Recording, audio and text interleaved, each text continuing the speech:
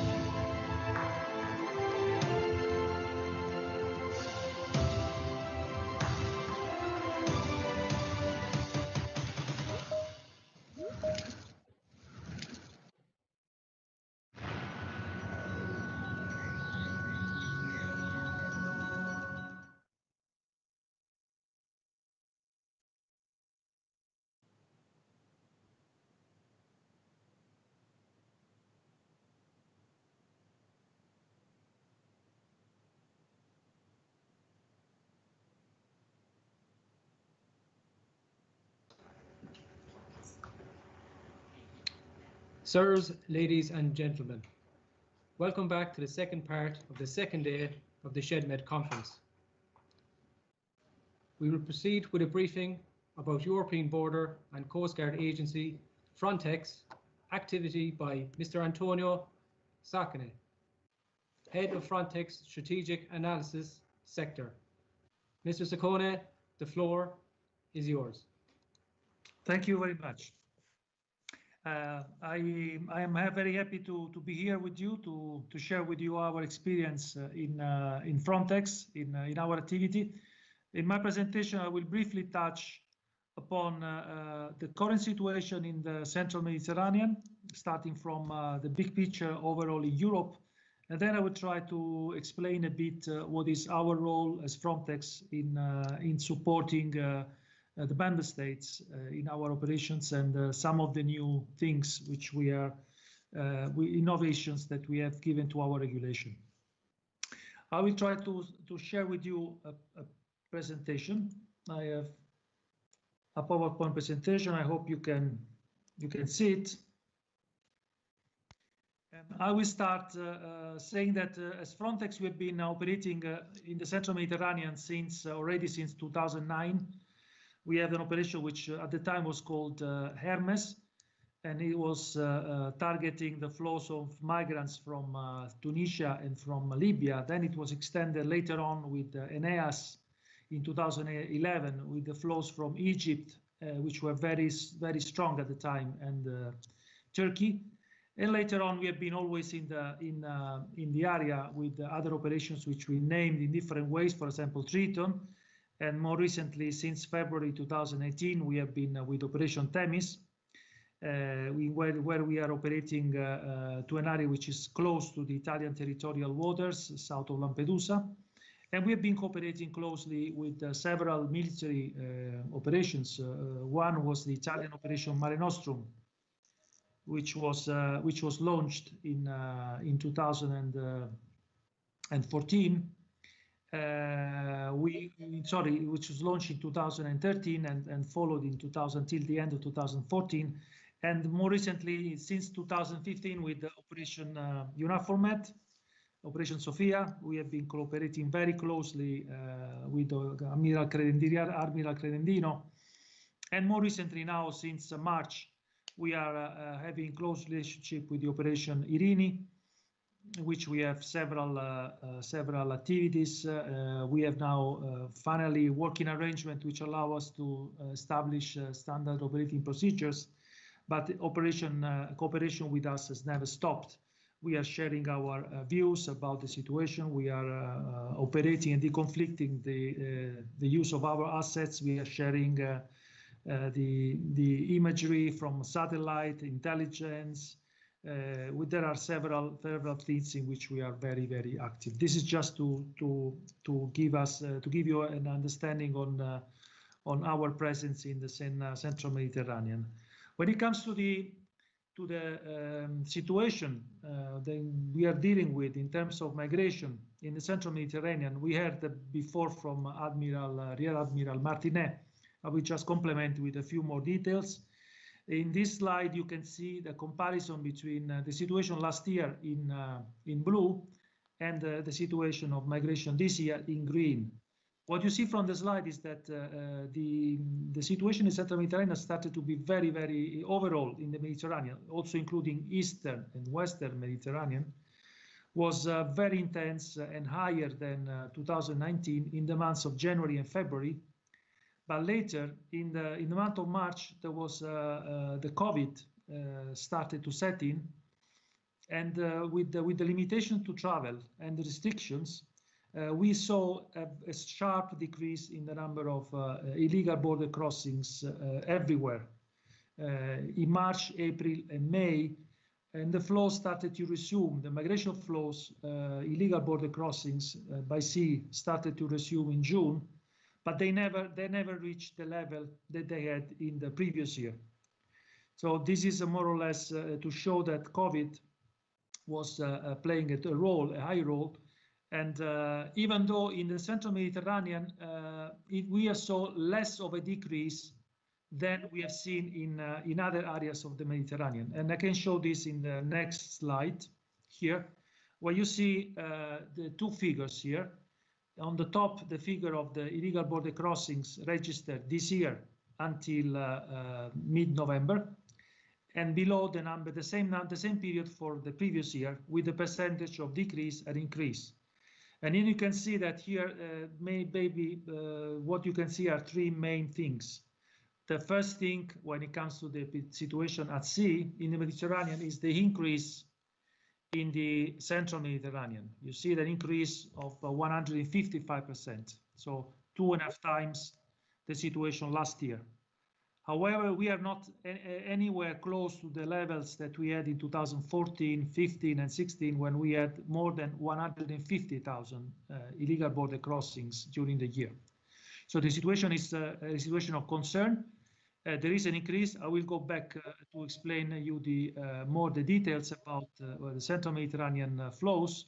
But the other two, just to remain on the overall picture, the other two novelties are the increase in the Western African route, which is targeting the Canary Islands from West Sahara, from South Morocco, which has increased 10 times this year compared to the last year, and is having a lot of casualties due to the difficulties to cross the ocean from the Moroccan coast or from Senegal and Mauritania.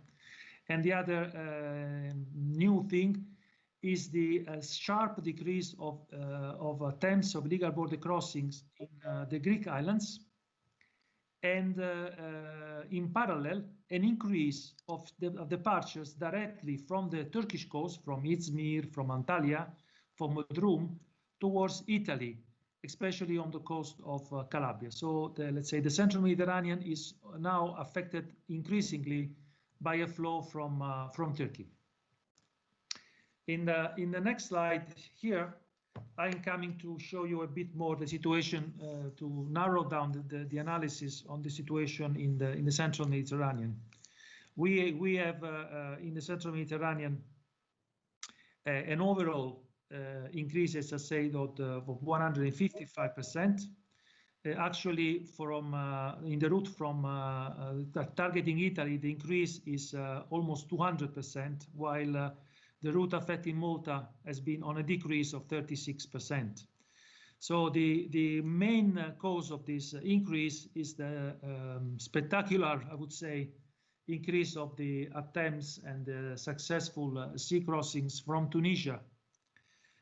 Tunisia has become the most important route at the moment. We have, until the 16th of November, we registered more than 13,600 migrants from Tunisia, targeting both the pelagic islands of Lampedusa and Pantelleria, but also the west coast of Sicily. So despite the cooperation of the Turkish Navy and the Tunisian Navy and the Tunisian Coast Guard, a lot of migrants are successfully reaching Italian territory, and this is a cause of concern.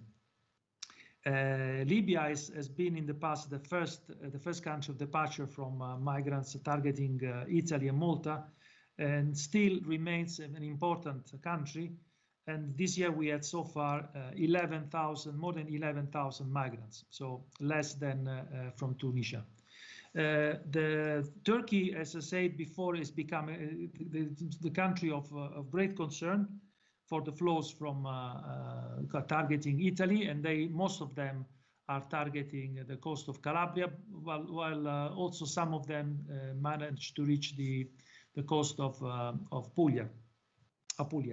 And then there has been a regional flow from the city of the area of Annaba in Algeria, targeting Sardinia, the southwest coast of Sardinia, with more than 1,000 people.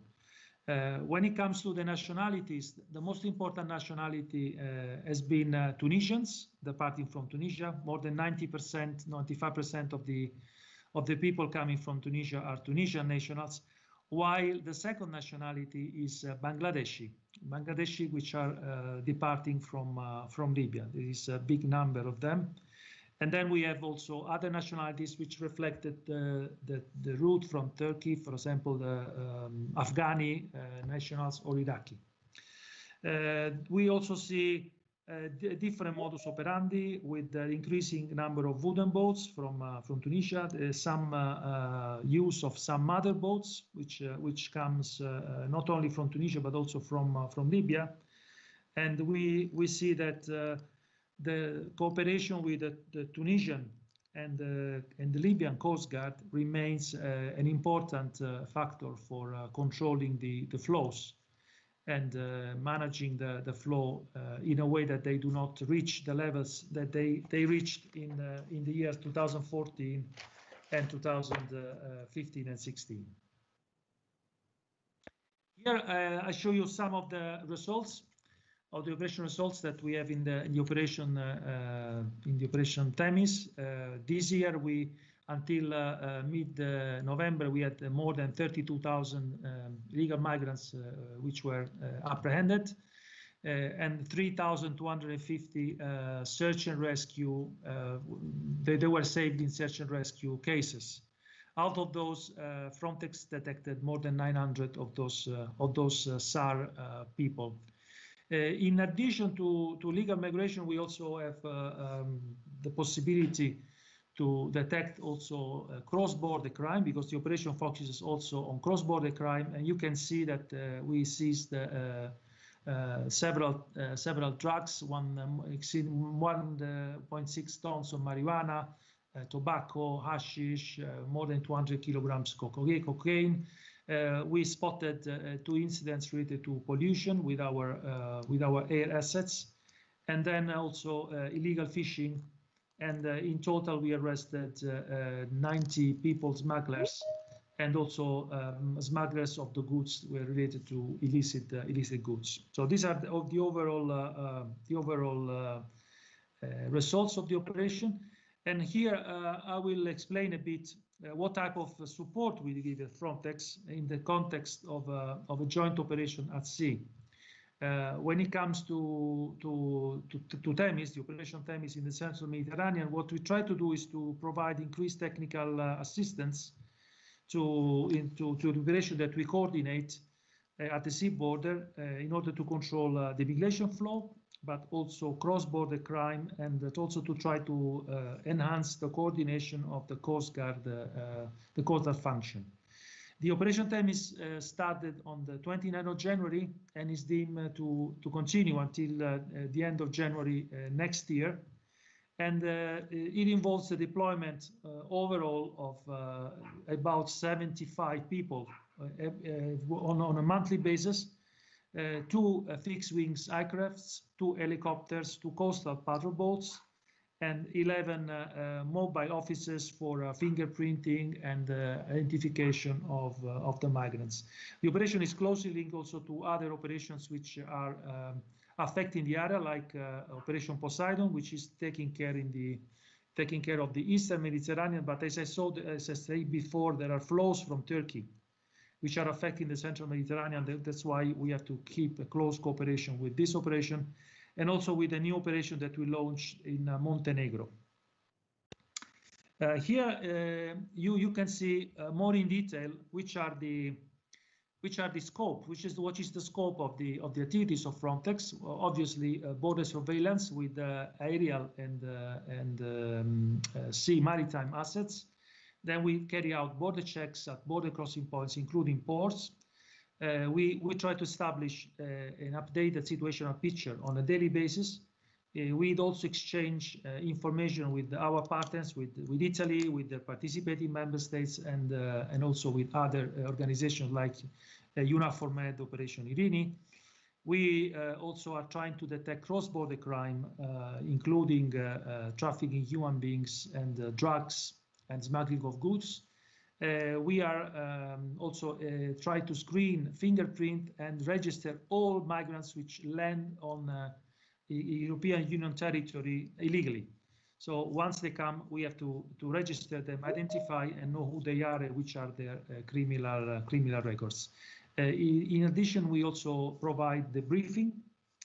We try to interview migrants to understand the reasons why they're leaving their countries, why they choose the route, what is the modus operandi, what can we expect about the future. And then we have the intense cooperation with third countries, countries of transit and origin, and also with the European Union and other bodies like Europol, EASO, for example, with which we cooperate actively also in Italy, but also organizations such as Interpol, and then of course also a CDP like Irini, and so on.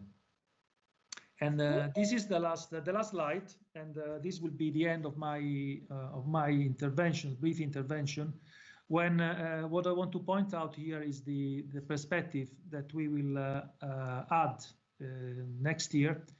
We have been recruiting this year Standing Corps members. The Standing Corps is a new tool. It's the first European Union body.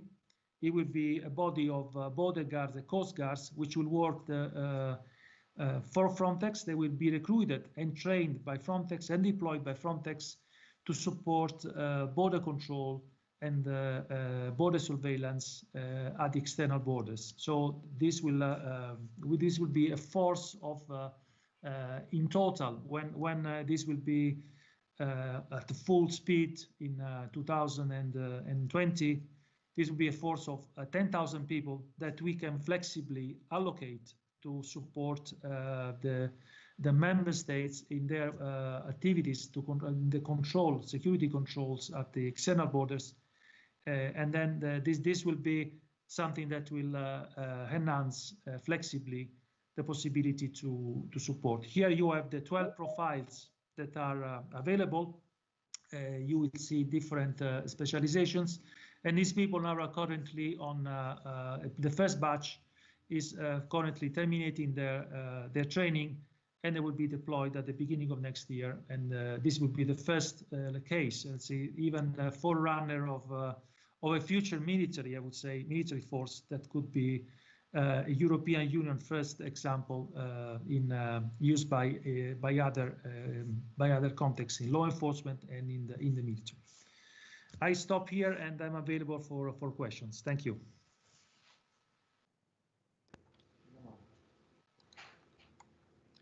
Thank you, Mr. Saccone, for your speech. We will now listen to a briefing by Captain Italian Navy Gianluca D'Agostino. He currently serves at the Ops Center Chief at Italian Rescue Coordination Center in Rome. Captain D'Agostino, please. Ladies and gentlemen, good afternoon, and thank you for the possibility to show my fast presentation and the overall overview of the Italian Coast Guard activities. Sorry, I try to. Okay. Can you see my presentation?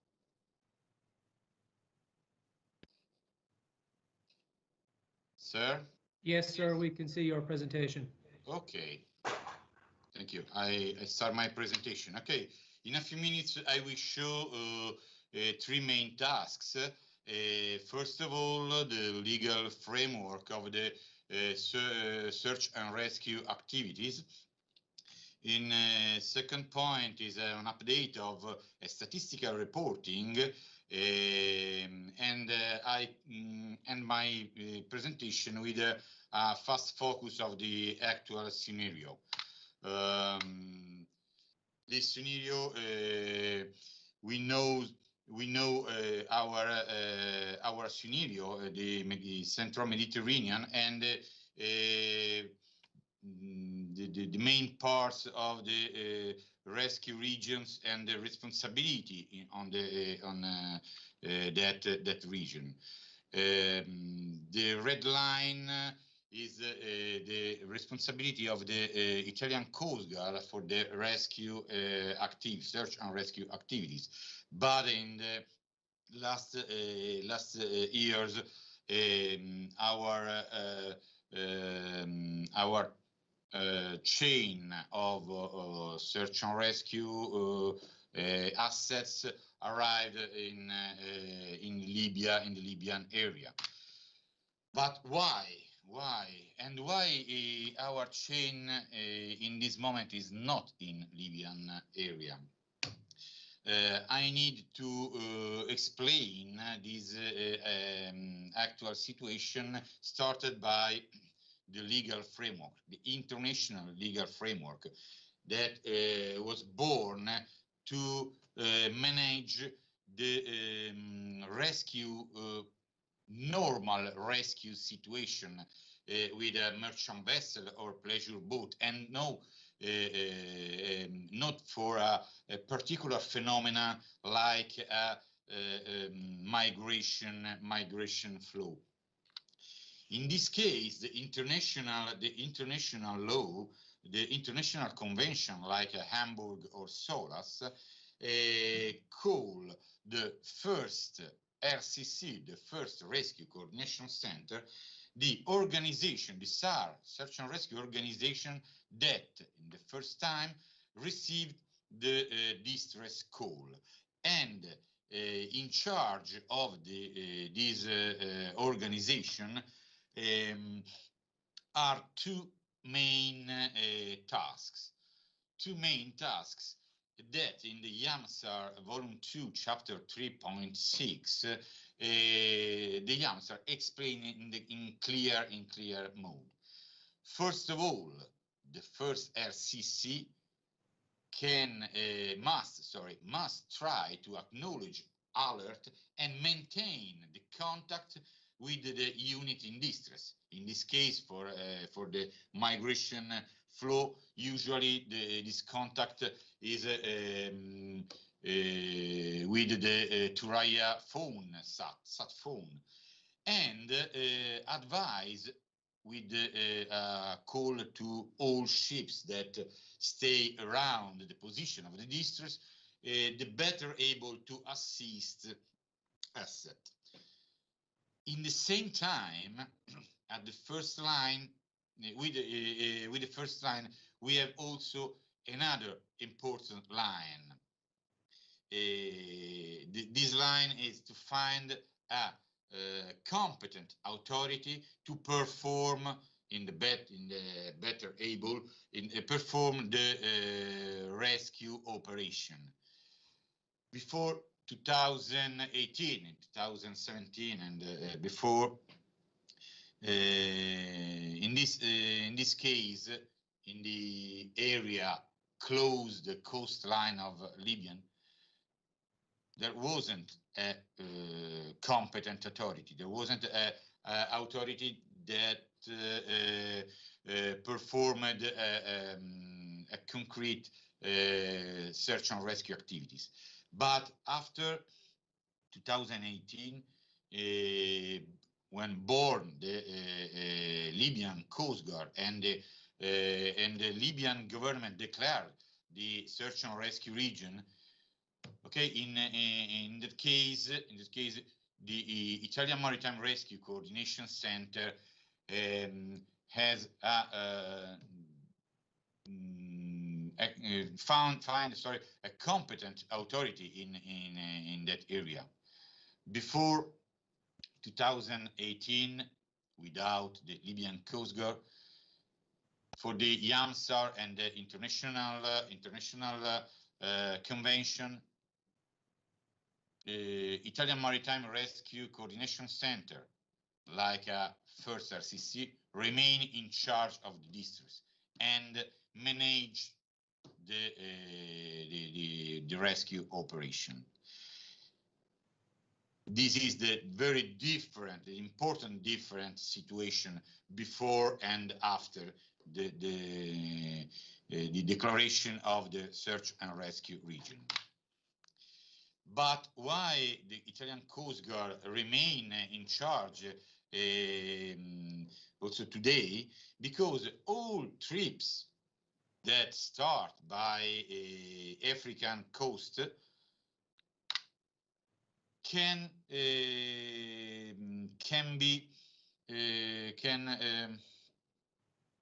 transform in quickly time in a distress situation, and our organization remain 24/7 in charge to maintain a situational awareness.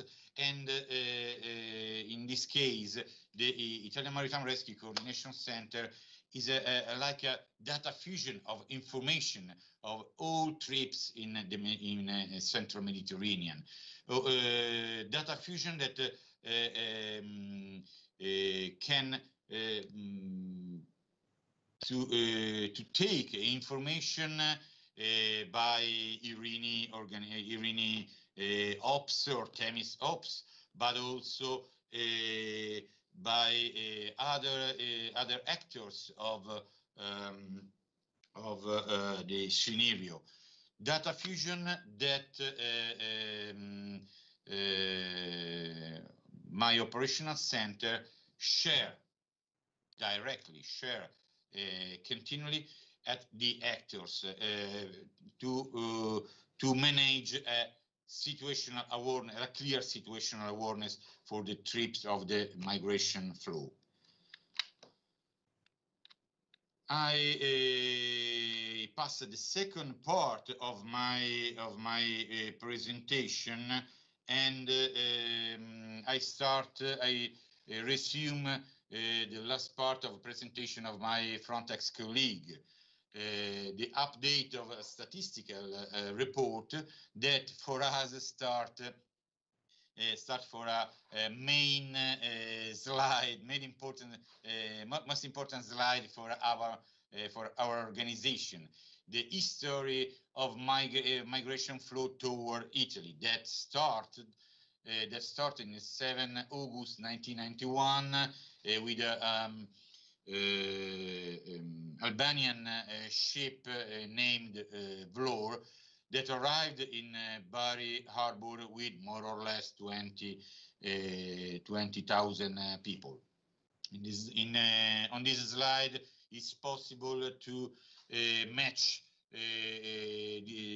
different kind of information, number of people that arrive in Italy, and historical situation, but not only historical situation like Arab Springs, but also a particular part of history of the migration flow, like Mare Nostrum, or first activity of the NGOs, or in the last part, the Libyan SAR area declared.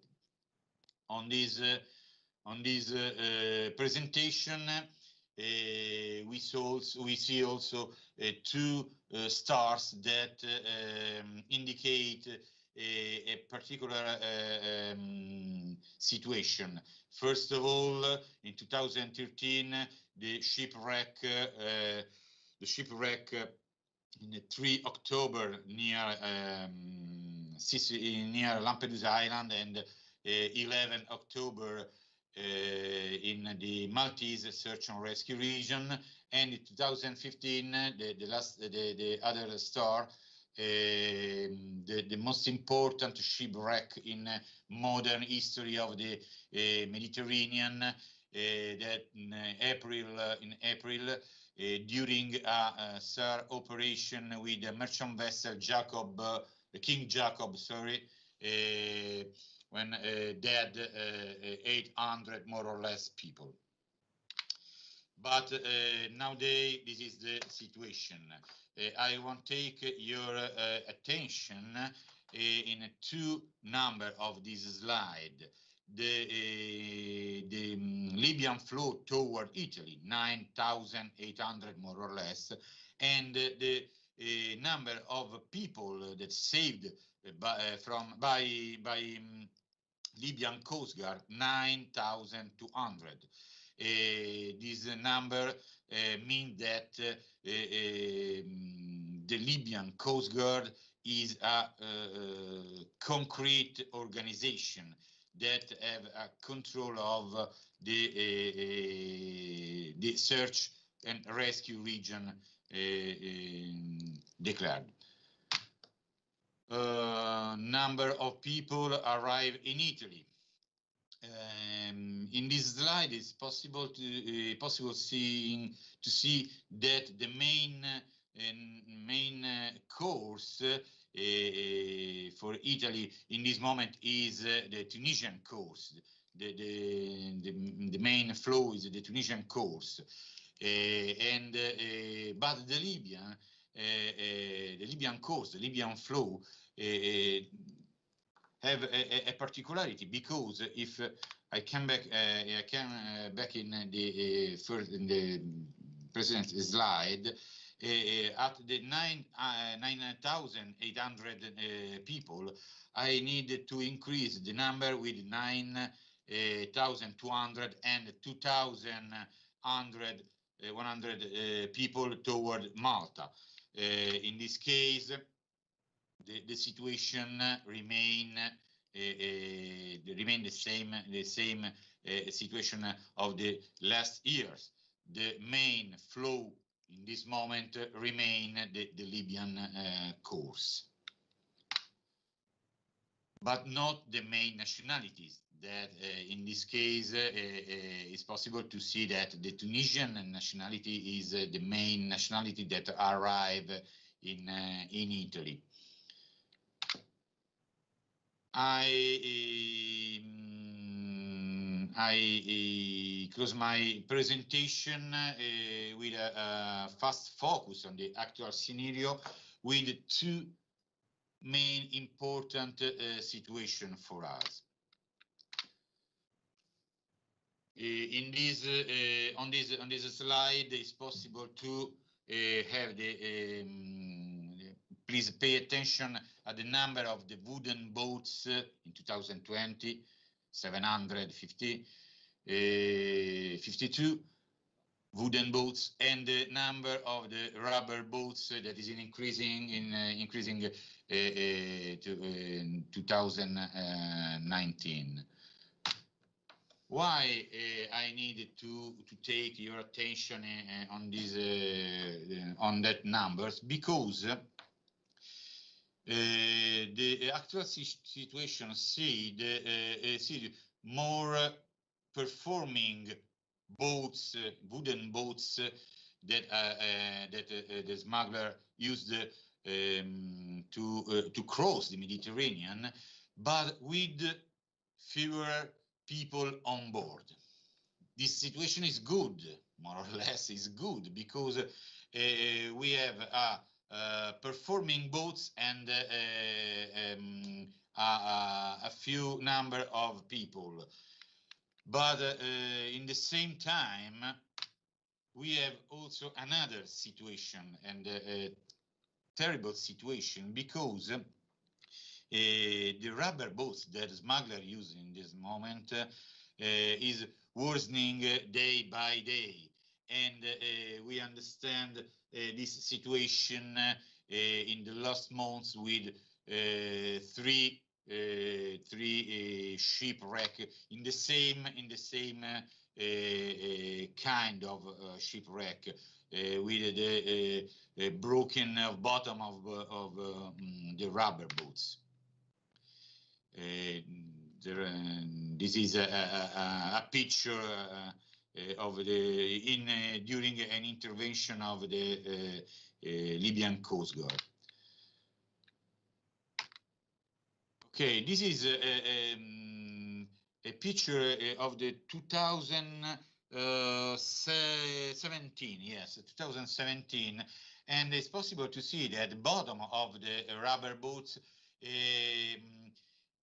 have a particular situation, and it's possible to understand that in that case the rubber boats was more strongly than the rubber boats that use on this year. Last our issue in this moment is the large number of undetected arrival. In 2020, we had 3,000 people that arrival undetected, without control, without managed by the Tunisian flow. And we have also in percent the same situation of the Libyan flow. For us, is another challenge for the next future, because it's important that all the migrants that arrive on our coastline must be managed to clear for a problem of security and security of terrorism, but also for a COVID critical situation. I end my first presentation. Thank you for the attention, and I'm ready for any eventual question. Thank you again. Thank you, Captain D'Agostino, for your presentation. Our next speaker is Brigadier General Davide Re, Italian Air Force. He was appointed as Director of the NATO Strategic Direction South Hub in JFC Naples since the 11th of November 2019. Recently, General Re was the Italian Joint Cell SNR Senior National Representative at the US CENTCOM in Tampa, USA. General Re, please.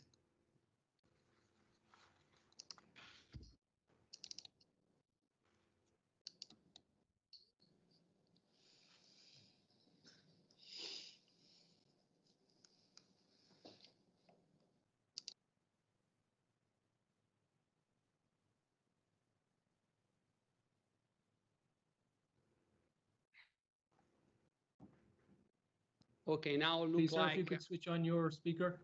Yeah, can you read me now? Because I don't know why I switched back on unmute.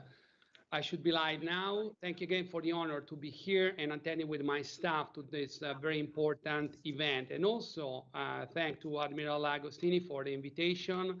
It will be also an opportunity to explain briefly the activities of the hub to increment awareness and understanding of the regional dynamics in the South performed by the hub in order to fulfill our assigned mission. I have a presentation. It's going to be a brief presentation that I'm going to run through to provide some effective data and studies that we conducted in the South, along with our Southern partners within the civilian society organization. Slide, please. This is the agenda I planned for the day. It's going to be just a few glances on genesis of the hub. We'll talk about how we do business, our mission, vision, and concept. And then we'll analyze, as mentioned by General Graziano and also by Mr. Joseph Borrell, how the Med area is just the fact scenario of intrinsic and driver instability down in the south, starting from the Horn of Africa, the Gulf of Guinea, and of course also in the Sahel region. And of course, what we see, as just mentioned, with the migration flow, human trafficking, human smuggling, and all the other criminal activities, these are just effects in the Mediterranean that are visible in nowadays activities. And then, of course, we'll drive to my conclusion. Slide, please. First of all, just briefly about the genesis. We are kind of a brand entity. We're not absolutely an intelligence entity. We were created to enhance the regional understanding through a frank and direct dialogue with main actors within the civilian society organization in the South. South for us is mainly North Africa and Sub-Sahara and the Middle East. And just to reassume with just a statement, I will take advantage of our SecGen, Mr. Jens Stoltenberg in 2018 at Brussels Summit, in which he mentioned and again restated recently during other events like a NATO 2030 agenda, that to protect our territory, we must be willing to project stability beyond our borders. And this is the way we are trying to do, also because besides understanding, we also try to promote any kind of possible cooperation with the partners down in the South, also through the engagement of regional and international organizations. And just to look a glance on the NATO treaty, that was already foreseen in the Article 2 that was signed in 1949, in which the parties, of course, that were the signatories country, but we can extend it to our partners. We are trying to contribute to our further development of peaceful and friendly international organization, strengthening free institutions, and again, promoting conditions of stability and well-being through cooperation with our partners. Slide, please. This is our mission, pretty simple. As mentioned before, comprehensive regional understanding. Again, not through the normal traditional J2 channels or through a military assessment, but just talking to the partners, talking to the international actors down in the South in order to enhance our situational awareness and decision-making for NATO policies and NATO activities. And also we will try, we have a mandate to try to contribute on the coordination of activity in the South.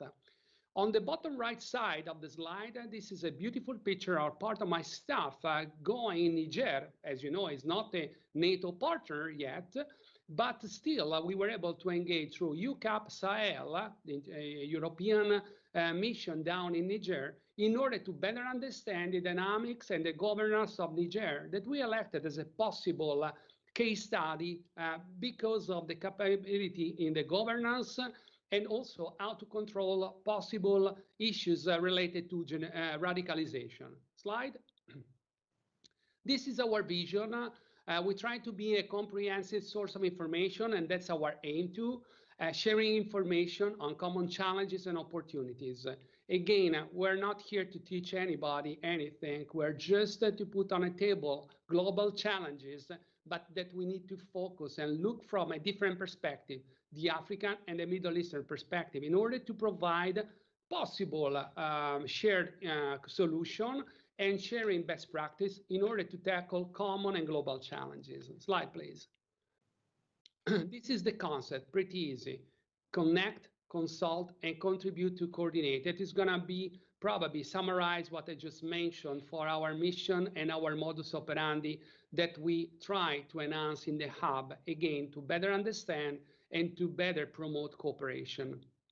As mentioned, we try also to be a virtual docking station between NATO, between our partners, and a different variety of international organizations, such as EU, African Union, UN, and all the other RECs that are, of course, a major and relevant actors down in the southern region. Slide. Just to mention, the Horn of Africa was mentioned before. That's another area that is part of our area of interest on which we dedicated studies and projects, again, share with our partners in EGMA, for instance, and the Institute for Peace and Security Studies in Addis Ababa. So we take advantage of those think tanks, those experts, regional experts, in order to enhance our understanding, but also to see from their perspective how we can tackle problems such as piracy, such as criminal flows of weapons, human smuggling, human trafficking, that of course are going to be an issue mainly in this specific area. And again, those effects are going to be reflected also in the northern area, such as the Mediterranean. Just keeping in mind that besides the main actors within the Horn of Africa, Somalia, Ethiopia, Eritrea, Djibouti, Yemen, you can think also about other countries like Sudan, Egypt that also concur, and also even other actors such as China that has a huge base in Djibouti. And just to mention also Russia that had an agreement with Sudan to start a new base close to Port Sudan. And of course, probably also to provide a global competition against US and China in this very trafficked and important international trade for flowing of, let's say, oil and energy resources to the Red Sea, to the Suez Channel, into the Mediterranean. Important to mention at the end that also very recently, Egypt and Russia are fulfilling a training event together in the Baltic Sea that is called Friendship Bridge 2020. And again, just to give some idea how complex is also the geopolitical scenario and how much can drive some influence in just a specific part of the globe. Slide. Jumping on the other side of Africa, looking west now, I would like to focus a little bit of attention on the piracy in the Gulf of Guinea. Gulf of Guinea is one of the richest area in Africa, very diverse also for biodiversity, but also rich on oil resources in that specific part of the sea. It's also unfortunately known because it's one of the significant security issues posed to threat domestic and regional stability, with the 82% of world maritime kidnapping in accordance with the International Maritime Bureau. Piracy, armed robberies, again, are just increasing in this part of the world. And UN Security Resolution 2039, of course, called for international partners, international organizations to provide support to enhance security. If you remember the slides and the speech from our commander, Admiral Bork, he just mentioned that in this nice and great support to provide maritime security, sometimes we need also to provide an extra effort to coordinate those will and those efforts in order to maximize the international support to enhance maritime security in any part of the globe. Slide. We were just mentioning the Gulf of Guinea, but also look how these just driver instability drive effects, malign effects into the landlocked developing countries. For instance, within the Sahel region, Mali, Niger, Chad, Central African Republic.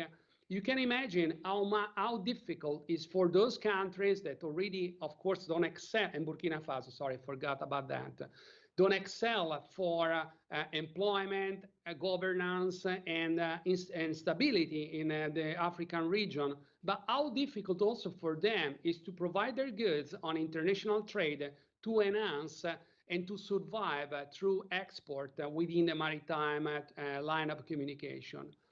The last bullet that I throw on the slide is just to mention that besides the security that these countries are dealing with every single day to provide their goods into the maritime line of export, they also have to face an increase of security on the land country roads, for instance, and also how much they have to spend for contracting maritime security, about 250 now this year, million of dollars, that of course is going to drive unfortunately other unemployment, food insecurity, and other issues for some export capabilities within those countries. Slide.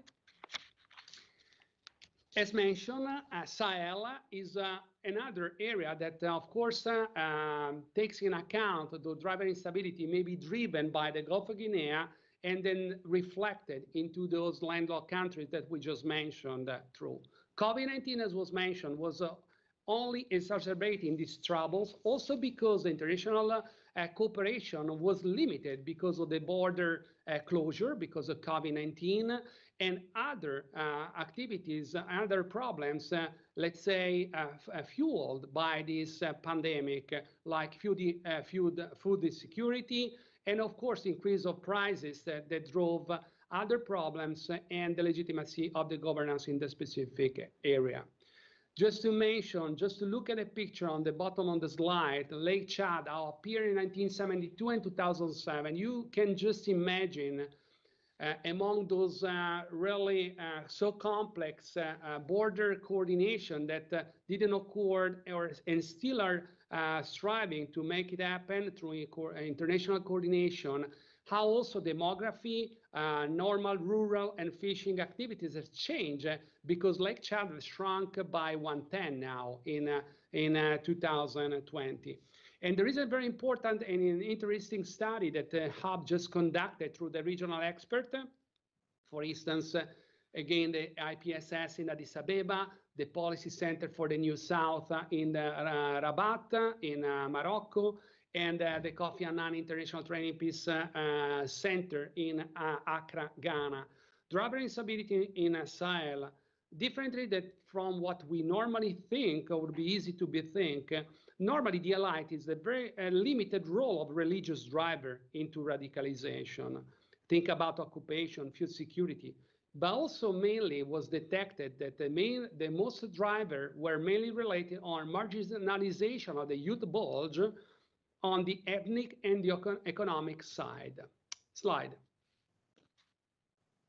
Again, was very nice, briefly mentioned in a previous presentation, migration, insecurity as a main forces influencing the stability of the Mediterranean region. These are just a fact, but probably the root cause could be identified in the land countries in the northern and sub-Sahara region, even farther down to the Horn of Africa, as mentioned. We are always discussing with our partners. We also try to identify, for instance, was mentioned that terrorist groups, how active and effective are in the North area and in the sub-Sahara region. I'm really proud to mention that this year, in September, for the very first time, we were able to work together with the African Center for Study and Research on Terrorism, which is located in Algeria, in order with them to identify terrorism pattern and trends and TTPs with two different, let's say, sources. ACSRT used their own database, we use our own ECLET, and then finally we convene to a final solution in order to identify with a joint document pattern trends of terrorist groups in the Sahel and in the North Africa region. This is just a single limited practical event, example of effective cooperation with the African Union that, of course, is going to foster our trust and our capability to discuss with them common challenges such as terrorism. The last point I would like to mention that is included in the last bullet of the slide is about the demography that has changed so much. While my country, for instance, Italy, is really aging because our average age is about 50 years old, if you look into Sahel, it's probably one of the youngest area in the world, about 19 years old average. And by the way, demography is going to be double probably in accordance with the current projection in 2040. So you can imagine this huge youth bulge can be a dividend, can be absolutely an opportunity for African countries, for even Europe, aging countries, but can be also a demographic bomb if not controlled. Slide. This is going to be lead to my conclusions. We share our documents on an open website, which is www.southernhub.org.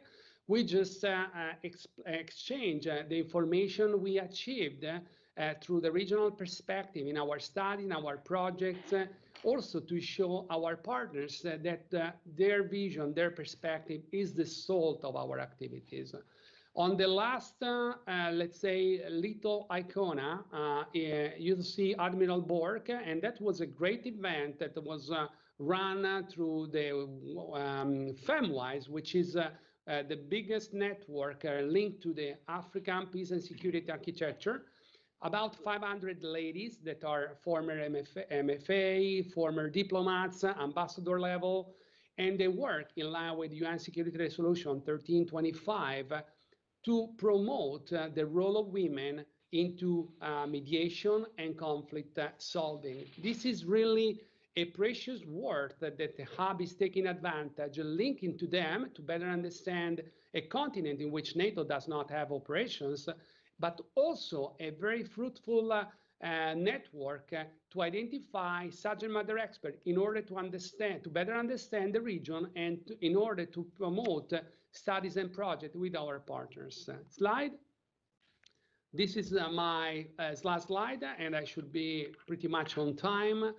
If I need to conclude what we have been dealing with since our creation in 2017, the hub has been identified as a unique tool with strategic effect. Again, our aim is mainly to better understand the regional dynamics, but through the regional perspective, the challenges, possible threats, but mainly to identify opportunities for cooperation. We were able also during this COVID area that of course has changed our modus operandi, has limited our physical engagement, but we were able to keep our momentum alive to VTC webinars as we're doing today, and congratulations for this great organization, to expand our regional network, promote NATO as a reliable partner, able to contribute to projecting security and stability, but respecting the African and Middle Eastern point of view. As Admiral Bork mentioned during his presentation, we are trying to analyze with our regional partners possible solution in order to become solution for African problems. We are to be focal point for allies and partners and different organizations. You can imagine how many actors are in Gulf of Guinea providing maritime security on different NATO areas of cooperation through coordination of the alliance and again, international organization. And final is our aim is to increase expertise, analysis, regional dynamics, to enhance understanding while integrating the regional perspective into the NATO mindset.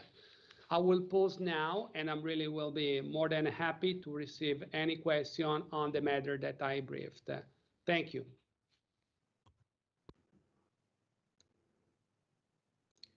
Thank you, Brigadier General Ray, for your presentation. Our next speaker is Commander of Italian Navy, Amleto Gabellone. He currently serves at NATO Science and Technology Organization in the Center for Maritime Research and Experimentation in La Spezia, Italy. Commander Gabellone, please.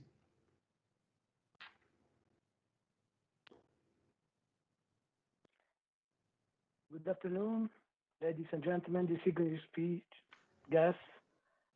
Just try to.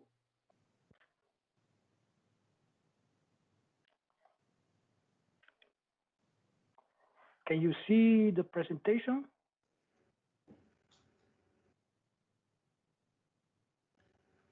We cannot see the presentation. Now? Yes, sir, we can see the presentation now. Okay.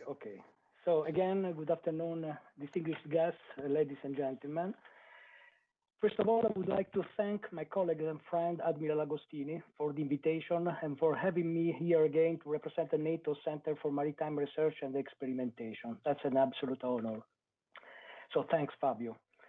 This is the second time for the CMRE to join this important event, thus confirming that the NATO-EU cooperation is not only a buzzword for the journalists. In this slide, you can see the two NATO research vessels, the Alliance and the Leonardo, and some of the CMRE fleet of unmanned vehicles that we use for test our tools and our and use for our research. The two ships are managed by NATO, by CMRE, and are flagged and crewed by the Italian Navy according to an agreement with the Italian government.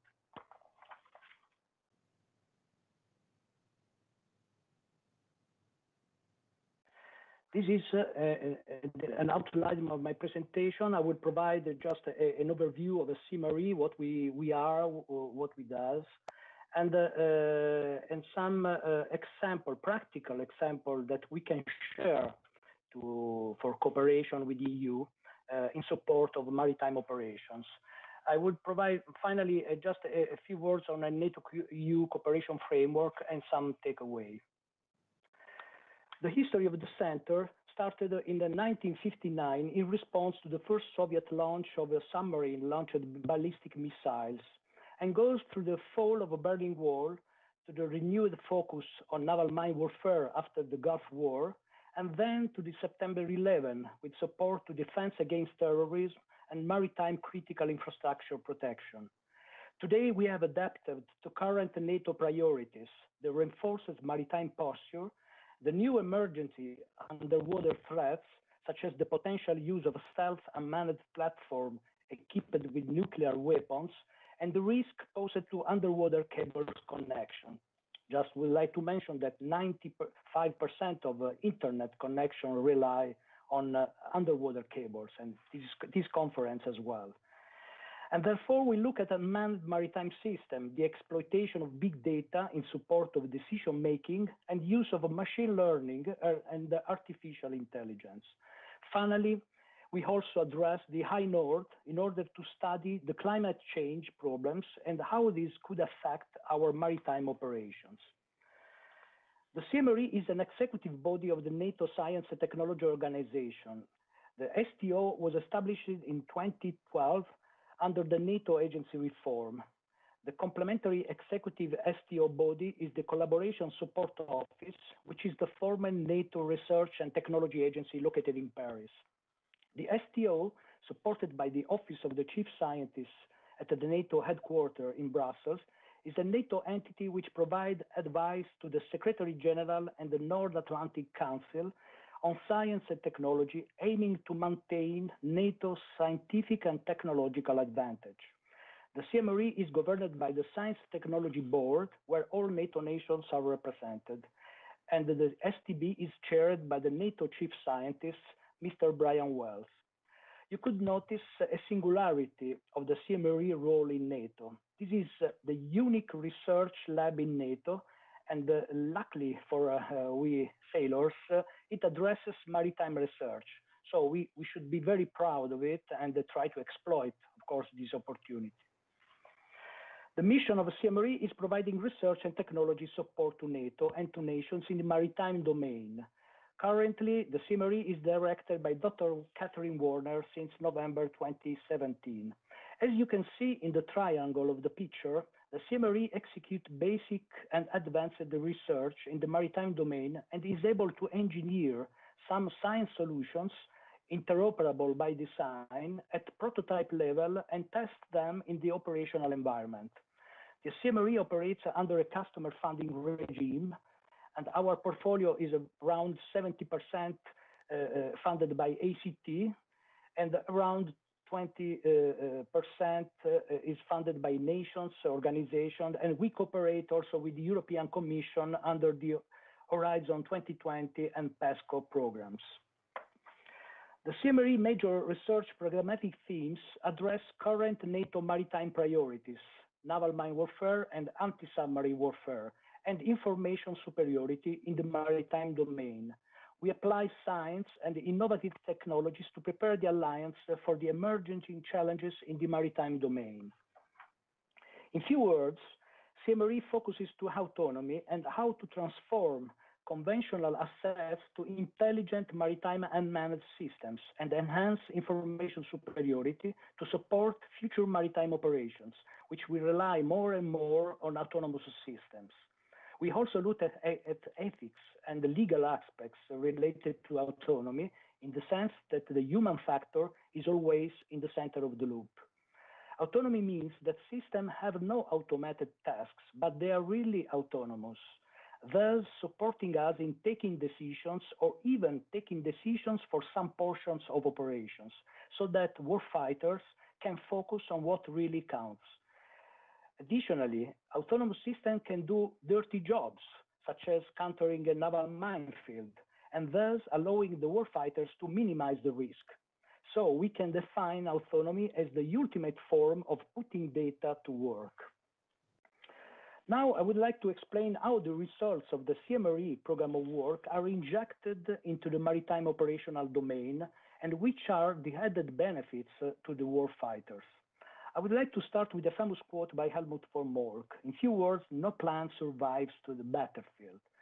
He basically saw that the Napoleonic deterministic battle plans were outdated, but at that time technology. Battle plans, according to von Moltke, have become more way adaptive, and this concept hasn't changed today. So when you have such an adaptive mission with different command levels in different areas and different line of battles, you also need a new approach on operational planning. This is today a critical approach if we think about the new technology based on artificial intelligence and machine learning to exploit the big amount of data available, what we call big data. Such an approach relies heavily on data science support. And as explained in my previous slide, autonomy is the ultimate form of putting data to work. And this is what CMRE does. Let's have a look in more detail. The adaptive approach of operational planning is reflected in a well-known OODA loop, which is the basic concept of command and control developed by Colonel John Boyd. In the maritime domain, we are more used in the monitor, assess, decide, and direct loop, which is a different way to interpret the OODA concept.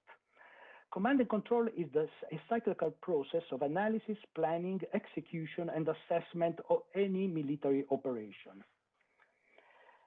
In order to support such adaptive operational planning and the decision-making process, the CMRE has developed a set of prototype tools which support and enhance the execution of a maritime operation.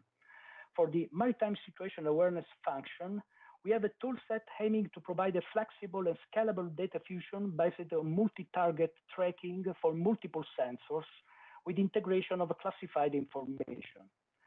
There is a tool set of maritime traffic knowledge discovery, which provides long-term vessel prediction and maritime traffic graph based on machine learning. For the analysis and assessment function, we have a tool set for enhanced maritime anomaly detection when the AIS system could be both turned off or spoofed. A pattern of life toolset provides a behavior analysis of the merchant traffic based on historical AIS data. And the port analytics tool offers the visualization of specific queries on merchant traffic to and from specific ports and according specific rules set up by the user.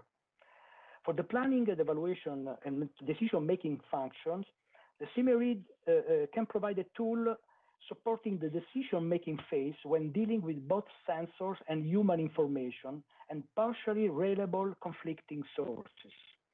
And we also developed some wargaming techniques that simulate aspects of maritime warfare at the tactical and the operational level. Now let's explain the sentence from human to artificial intelligence in the title of this slide. Today we could see a fast evolution of technology in support of maritime operation. The data available from various sensors are growing at a fast pace, building up the big data challenge.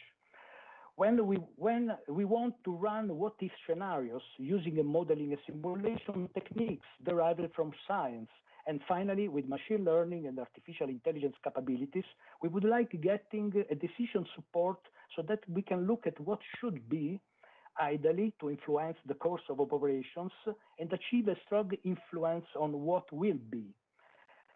Now let's have a look on some practical examples on what CMRE data science does for warfighter. CMRE provided a technical demonstration at the 2019 International Maritime Exercise, the IMX.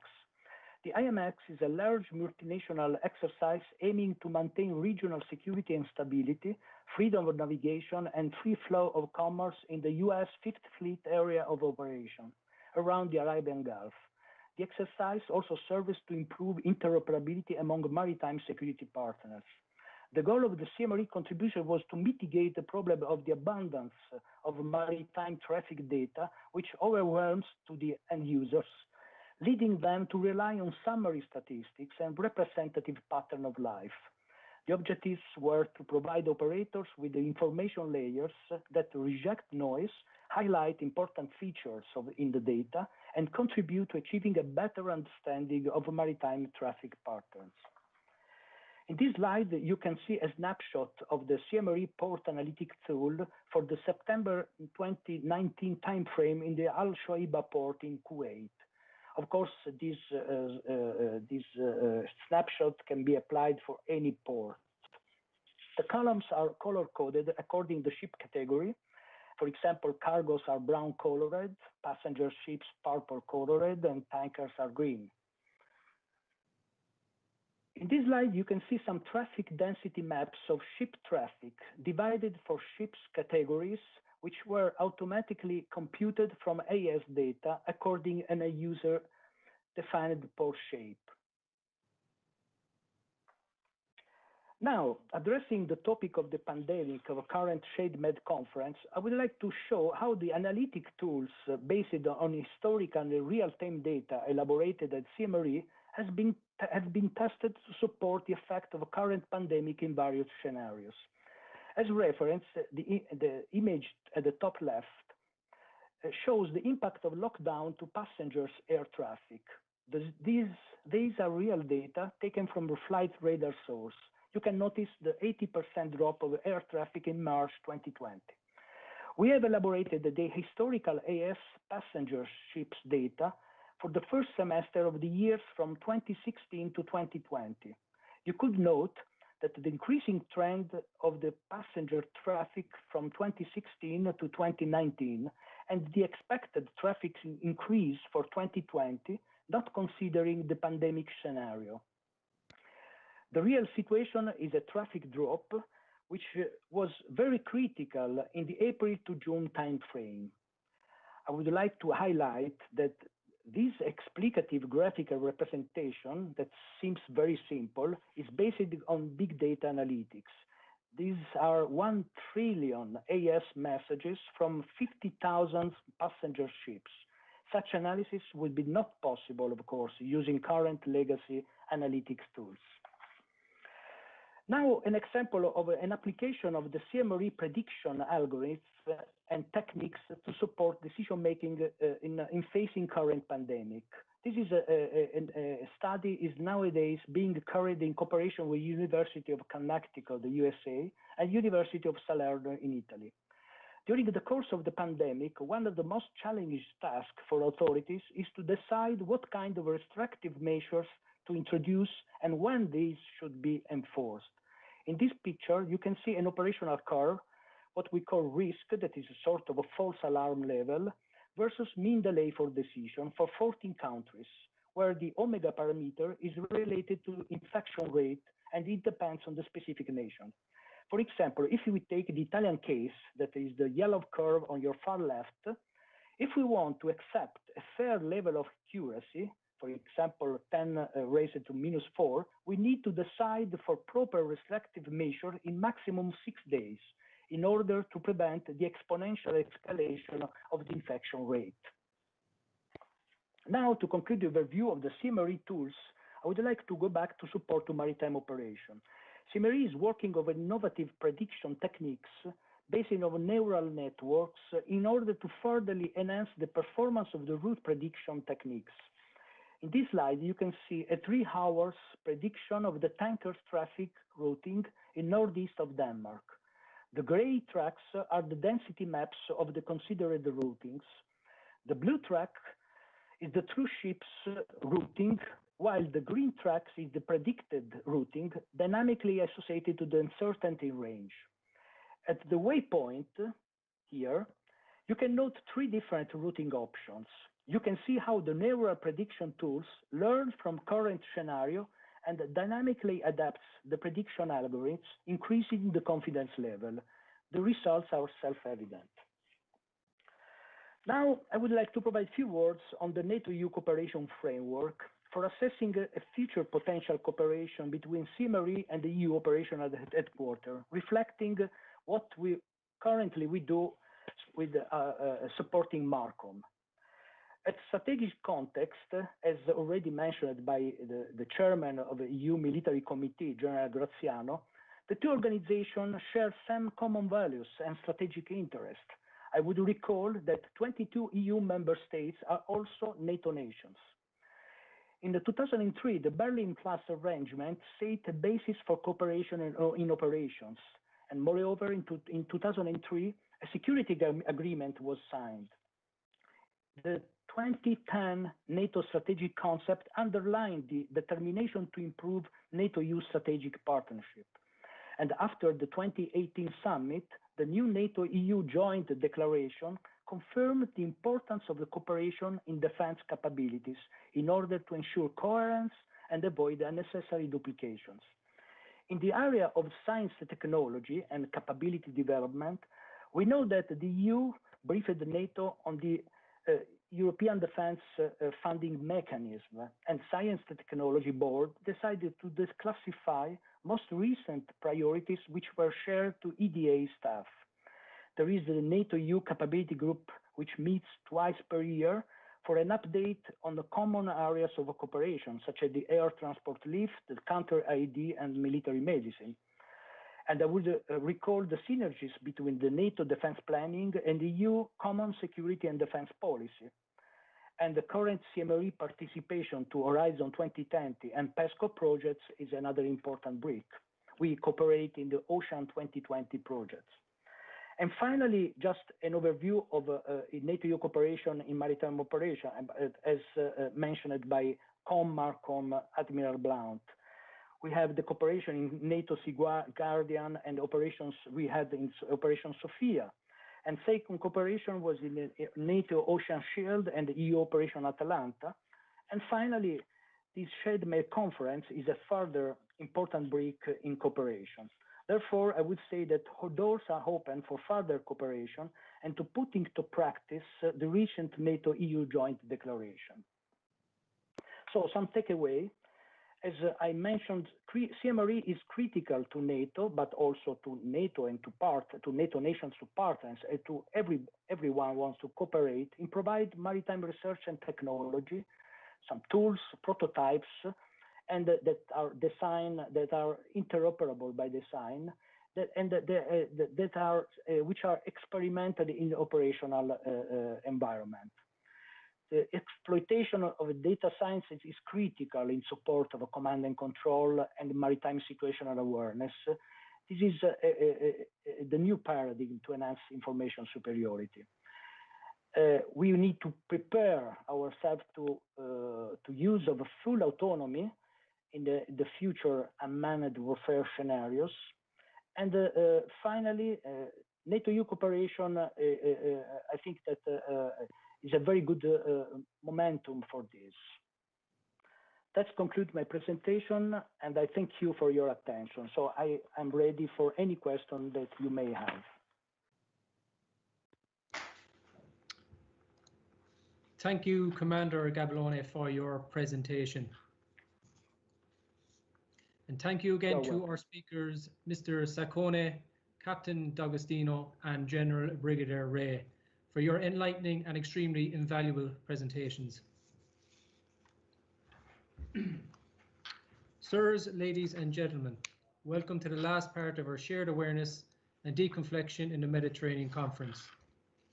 After enlightening presentations and effort, ideas, thoughts, opinions injected into 2 working group sessions, now it's time to have outcomes presented. I invite the Working Group 1 leader, Captain Petri Pakkanen, Finnish Navy, to start.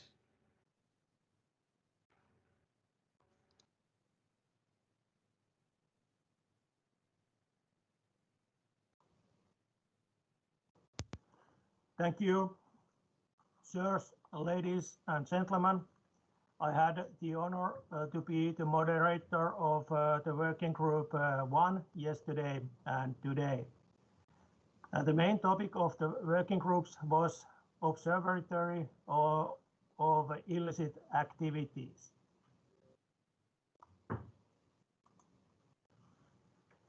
The objectives of Working Group 1 were to outline the key elements of the illicit activities in the Mediterranean, focusing on Operation Irene, Core, and secondary tasks, in order to counter them. Incorporate the inputs from involved agencies and participants to develop a common understanding of the situational challenges. Discuss the best practice and options to improve understanding of illicit activities. The further aim is to examine the new avenues of cooperation between EU security organizations and to outline common interest and possible fields of cooperation between the key stakeholders regarding security in the Mediterranean related to Operation Irene. Working group had a very good combination of different kinds of expertise from different types of agencies. There were approximately 15 to 20 attendees present during the working groups.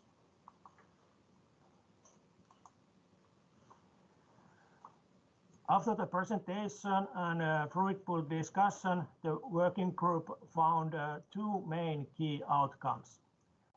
The first one is different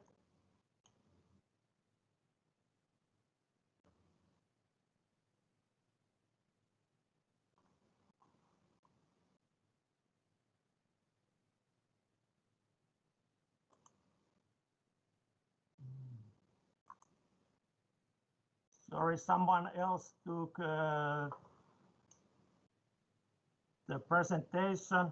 Is it possible to continue with my presentation?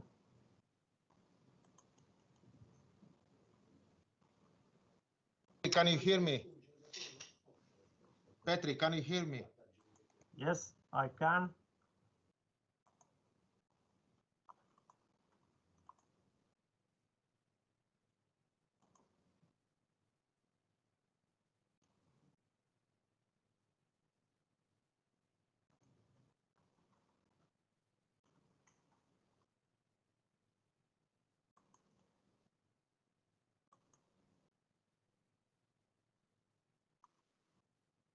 So now I have my presentation again. Let's continue from slide 3. And so after the presentation and a fruitful discussion, the working group found two main key outcomes. The first one is different stakeholders and the goals as well as pending agreements are challenges and also opportunities for the security in the Mediterranean. Regarding the first point, Operation Irene is recognized as a notable factor for the activity and security in Mediterranean. This includes the agreements with different stakeholders and agencies. Regarding the second point, the importance to establish pending agreements with NATO, the US 6th Fleet, and the training support by UNIFOR Med for the Libyan Coast Guard and Navy was stressed. And regarding the third point, another interesting point was the possibility to use the space within Operation Irene's framework to facilitate the cooperation with the private stakeholders like non-governmental organizations.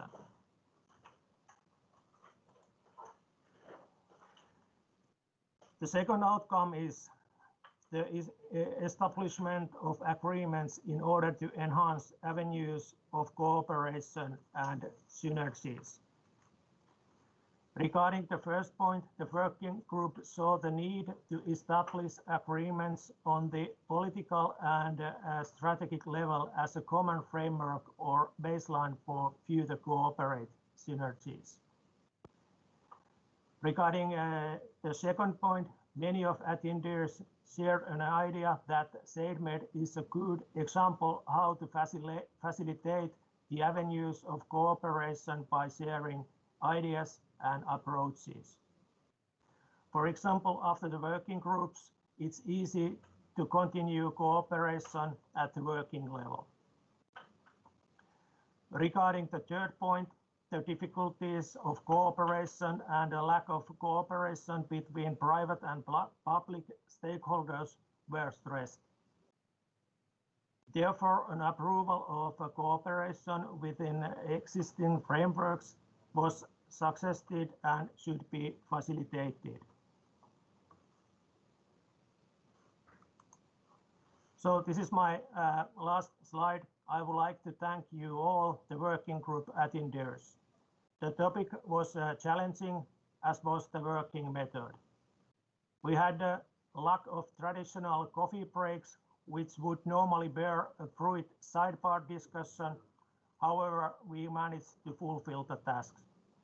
Finally, I would like to thank you for the opportunity to be part of the SaidMed conference. That concludes my brief.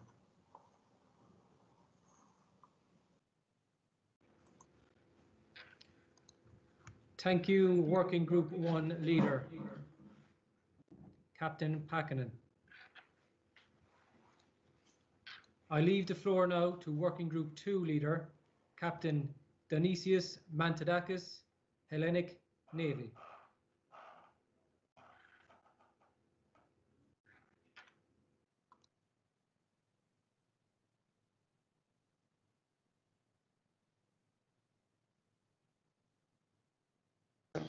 Good afternoon, everybody. Please give us 1 minute to upload the presentation. We're waiting.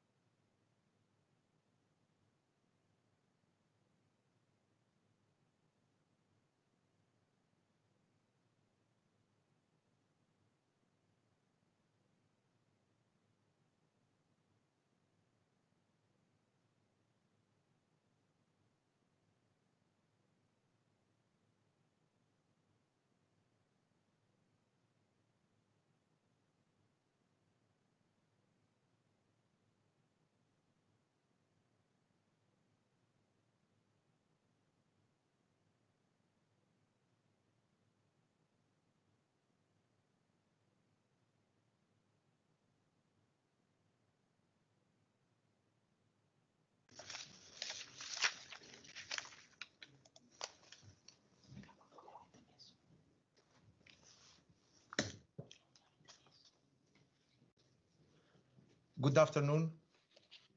Can you hear me? Ladies Yes, and sir, we gentlemen, can hear you. members and guests of the SaidMed 2020. I'm Navy Captain Dionysios Mantadakis, and it's an honor for me to be here today to provide you to the outcome of Working Group 2. A total of 29 participants were involved in this working group. The subject for discussion during this working group was to develop situational awareness between actors and identify possibilities for practical cooperation and information sharing between military operations and the shipping community. During the course of the working group, we heard from European Maritime Safety Agency, NATO Shipping Center, Operation Atalanta, and shipping community representatives, who all gave very interesting, useful, and informative presentations.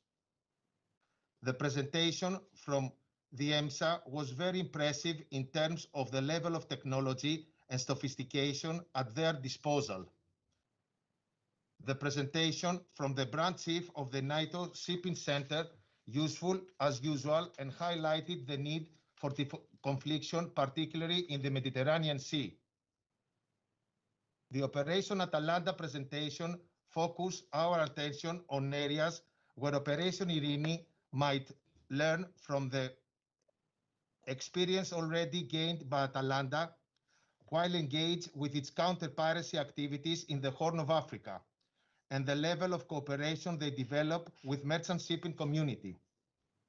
Finally, from international chambers of shipping was a useful reminder to all military personnel of the realities of commercial shipping and the priorities of the merchant shipping community. Allow me now to move on to the outcomes of this working group.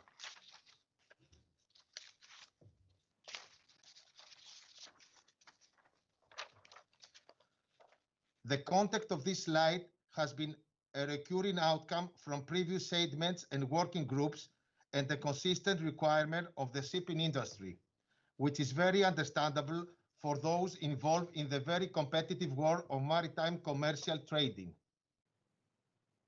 This is a point which is useful to emphasize on a regular basis to those not involved in the commercial sector. Their priorities are none or minimal interference in their trading activities, no actions that will cause any undue delay, information, understanding of military activity.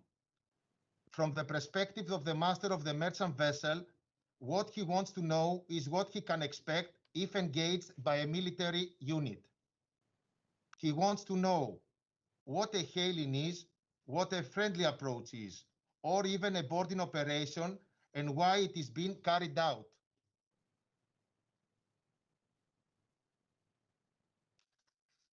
In terms of Irini's efforts to improve communications with the shipping industry and meet their requirements, Working Group 2 was able to point out that Irini official website is under further development to include specific information for the shipping community.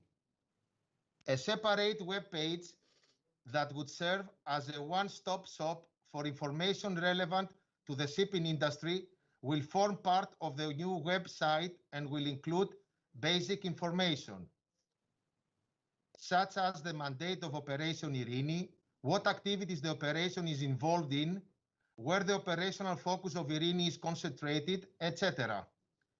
And will also include contact details, phone numbers, email address that will provide 24/7 information if required, already existing in Irini's webpage.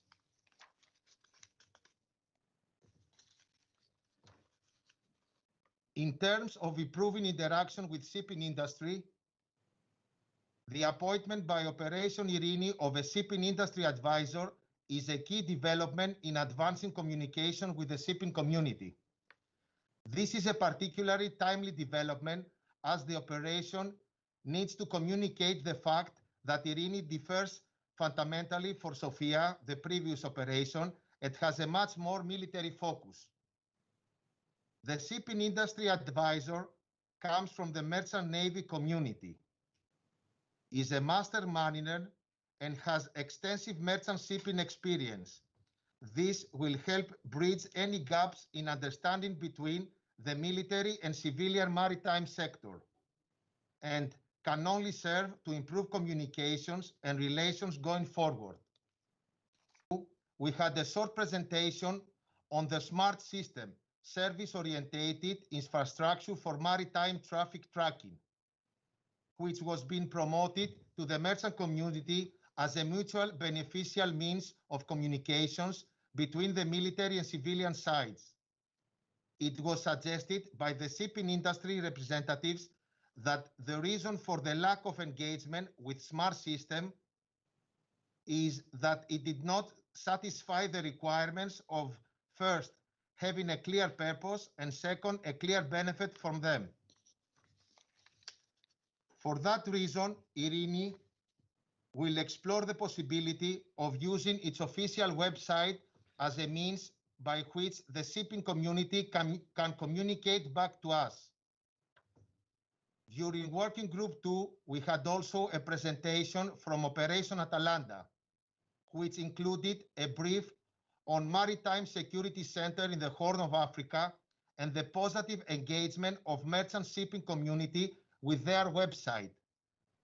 One of the outcomes of this working group will be for us to explore the MSC HOA model website for lessons to be learned if we are to use Operation Irini website in a similar way in the future.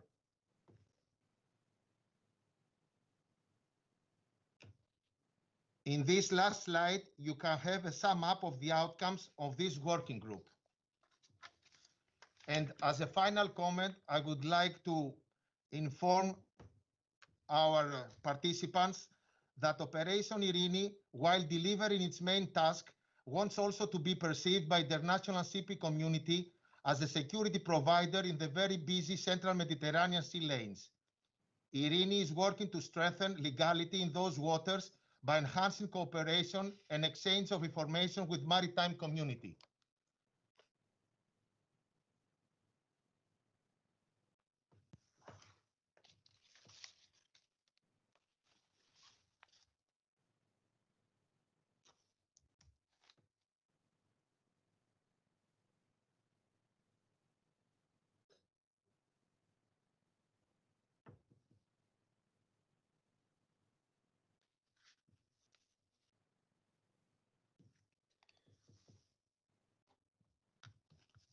Group Leader 2, Captain Mantadakis. I invite now Working Group 3 Leader, Captain Alberto Mario Mancini, Italian Navy, to start.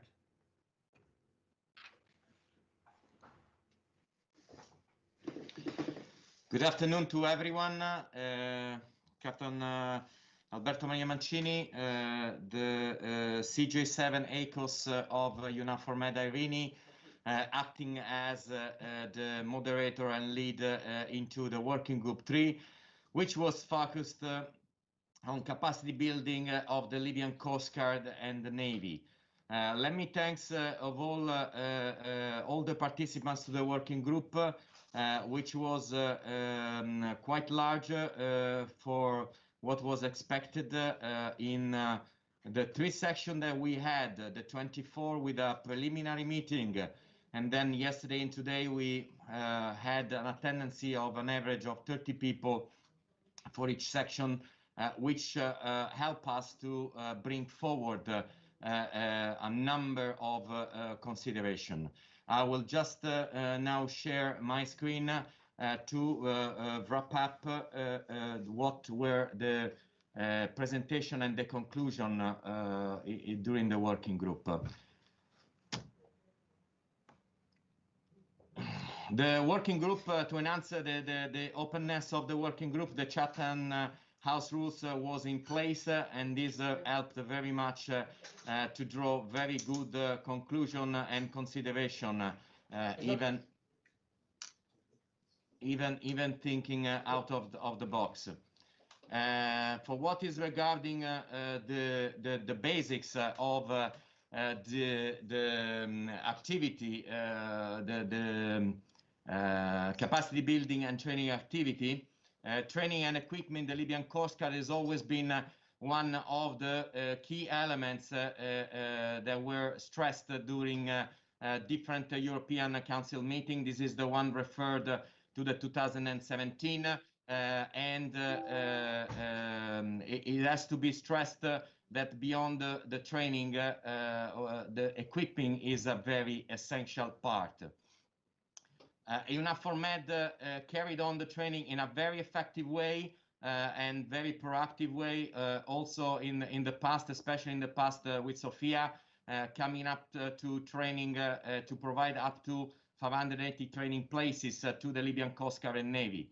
And in nowadays with Irini, the training is still present as a secondary task to bring forward the capacity from the Libyan Coast Guard and Navy as a security provider of the maritime environment, to carry on the law enforcement task at sea in particular to prevent the human smuggling and trafficking. Although the process to finalize the signature of a new memorandum of understanding is ongoing, we are fairly much active in providing the training plan for the future, and the plan will start with a concrete proposal for training starting from February, March next year. That will be discussed, and we expect will bring to the signature of the bilateral agreement for the training.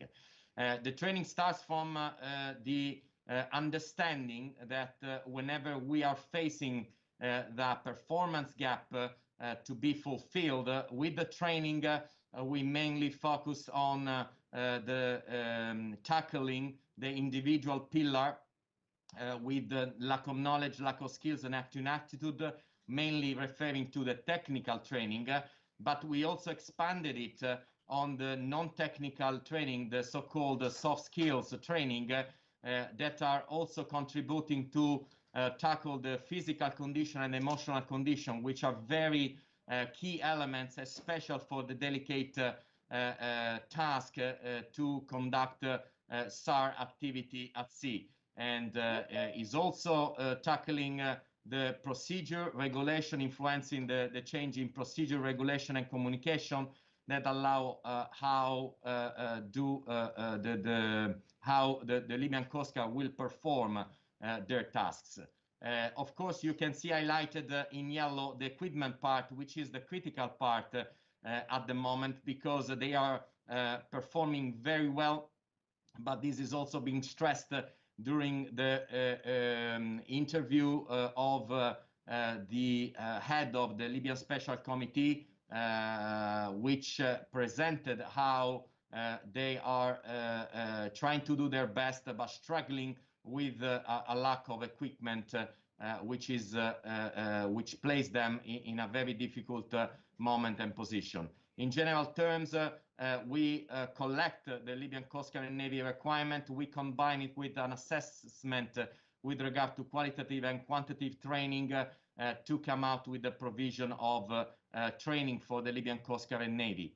The new IRINI training concept is formed by 4 different packages that are tackling all different sets of trainings in all different types, from basic to advanced, mostly to on the job and train the trainer to enhance the sustainability. The key elements of, let's say, strength for EUNAVFOR Med IRINI and is the capacity through the provision for member states and EU agency to provide a dedicated focused training packages, which will include a combination of all these type of training focused on a specific priority and training objectives. Let me just allow to present what is a physical example of the effectiveness of such a type of combination of training as it was conducted in the last training activity from EUNAVFOR Med in December last year as a stress inoculation training.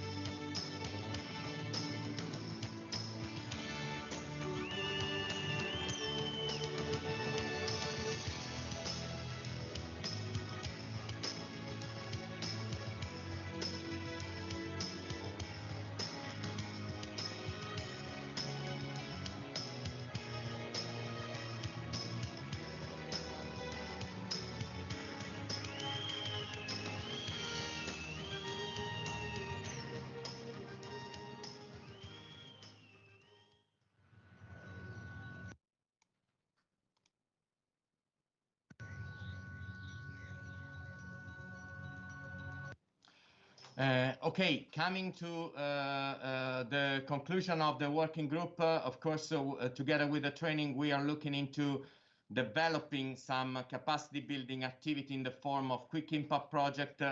And of course, the effectiveness of everything will be to bring all this system under a close monitoring activity to receive the feedbacks and regenerate all the process. Those are the areas where we intend to develop some quick impact projects, mainly regarding activity linked directly with the Libyan Coast Guard in dealing with the migrants, project to complement the training, and a project that are involving to the safekeeping of the environment in terms of the other task of the Libyan Coast Guard and Navy. A comprehensive approach in the aspects of capacity building and training is essential. And here you can see depicted the main actors active in the area. And of course, through a comprehensive approach and a great coordination, we should build a measurable and coordinated action plan to maximize the support to Libya. Now, the working group 3 were focused on 3 main topics. The first one, capacity building and training in COVID times. The second one, EU bilateral activities in Libya. And the third one, mainly concerning the member states' provision. With regard to the first one, so capacity building in the COVID times, brainstorming on priority training focus area and to be developed, showed a collective approach in understanding that the MRCC training and capacity development is certainly one of the focal area to put the attention on, because through the coordination of the SAR activity goes also the credibility of the Libyan Coast Guard and Navy actor as, let's say, a security provider in their area of operation. The operational activity overall, though, has to be tackled and covered, not only, let's say, focusing on SAR, but also on the other multi-mission type of task that the Libyan Coast Guard embeds in its configuration. Through procedure and coordination, we can certainly improve their, let's say, their optimization of use of the few resources, especially compared to the huge area of responsibility. But equipment still remain essential. And with regard to the equipment, certainly was raised how the EU and the multinational efforts must be exploited to overcome the embargo constraints and to foresee the essential provision of equipment to the Libyan Coast Guard and Navy in order for them to provide the required maritime security in the area. Sustainability is also the other key elements, so to focus on training with regard to maintainers, engine crew and ship engineer, not to forget the logistic chain.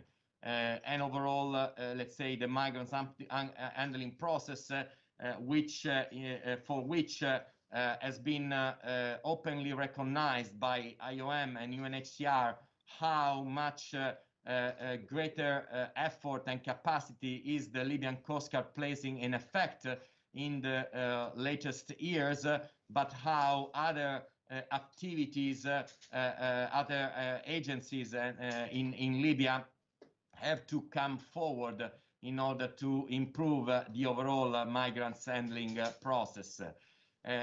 Focusing or maintaining the focus on humanitarian, legal, and soft skills training is also the key to maintain the level of standards to the European focal training areas.